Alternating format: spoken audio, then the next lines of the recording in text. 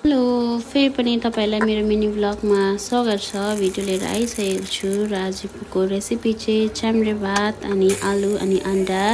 अनि यो special recipe चाहिँ मेरो मम्मीले चाहिँ स्कुलको टाइममा चाहिँ है खाजाहरू यसरी बनाइदिनुहुन्थ्यो, लन्चहरू हालिदिनुहुन्थ्यो सिम्पल तरिकाले है।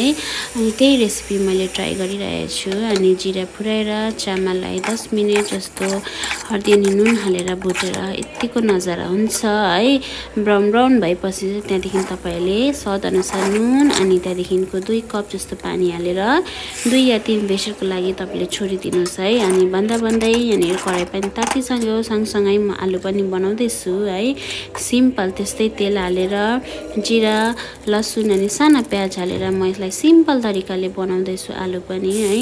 कति मसला खानु, आज चाहिँ एकदम सिम्पल तरिकाले। अनि यो बनाउँदै गर्दा फेरि चाहिँ मम्मीको याद आइरहेको थियो है। उहाँले चाहिँ हाम्रो निम्ति चाहिँ कति सेक्रिफाइस गरेर बिहानै उठेर खाजा है लन्चहरू बनाइदिनुहुन्थ्यो। अनि त्यही रेसिपी मैले आज बनाएको र मम्मीलाई पनि थ्याङ्क यू भन्न चाहन्छु है तपाईको सेक्रिफाइसको लागि। अनि यसरी बनाउँदै बनाउँदै गर्दा फेरि चाहिँ है हात पनि पोल्यो मेरो। अनि यतिको भइसकेपछि चाहिँ अनि अलमोस्ट रेडी भयो है। अनि यता साइडमा मैले प्यानमा है अन्डा पनि फ्राई गर्छु भनेर रेडी राखेको छु, तपाईलाई भिडियो राखिदिएको छु।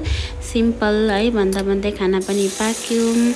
अनि अब चाहिँ ड्युटी जानुपर्छ है। अनि मैले खाजाहरू पनि रेडी राखेको छु र साथै तपाईहरुले पनि यो रेसिपी ट्राई गर्नुहोस् र आफ्नो आमालाई माया गर्नुहोला है, आफ्नो आमालाई केयर गर्नुहोस् होला भन्न चाहन्छु यो भिडियोबाट। र miss you mummy, bye bye, I love you.